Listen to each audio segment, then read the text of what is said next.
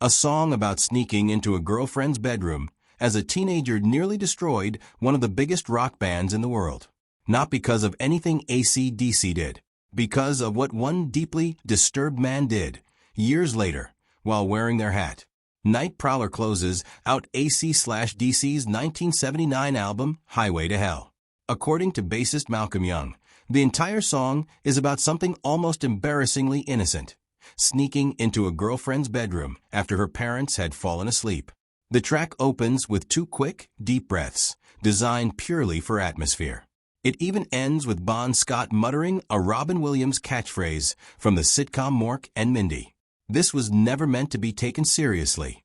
6 years later, everything changed.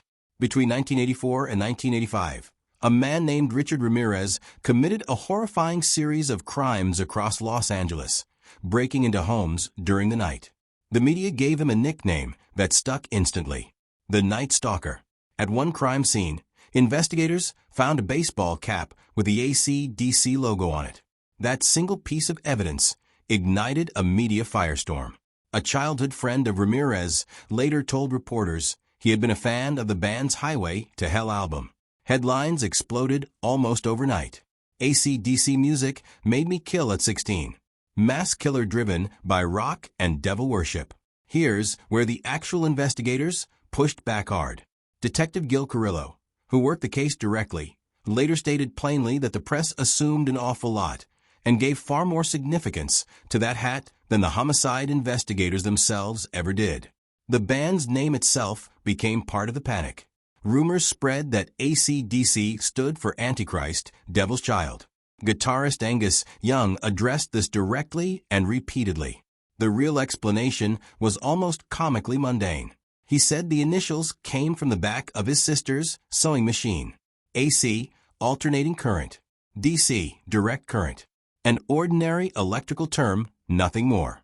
Malcolm Young tried to correct the record himself multiple times, saying clearly that the song everyone kept referencing wasn't even called Night Stalker.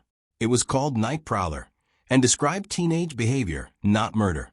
Lead singer Brian Johnson later said the entire situation sickened him, to have the band's name connected to something so horrific in any way. The financial and professional damage was real. A scheduled AC/DC concert that same year was canceled outright. Ticket sales directly affected by the media panic surrounding the case. Decades later, the link between the song and the crimes has never been factually established. Ramirez's own motivations traced back to deeply disturbing personal history that had nothing to do with a rock song. But the association still follows the track today, nearly 50 years after it was written about something as simple as teenage romance. A song about sneaking past sleeping parents became permanently tangled with one of the most disturbing criminal cases in American history, not because of anything written in the lyrics, but because of a hat, a headline, and a media machine that needed someone to blame.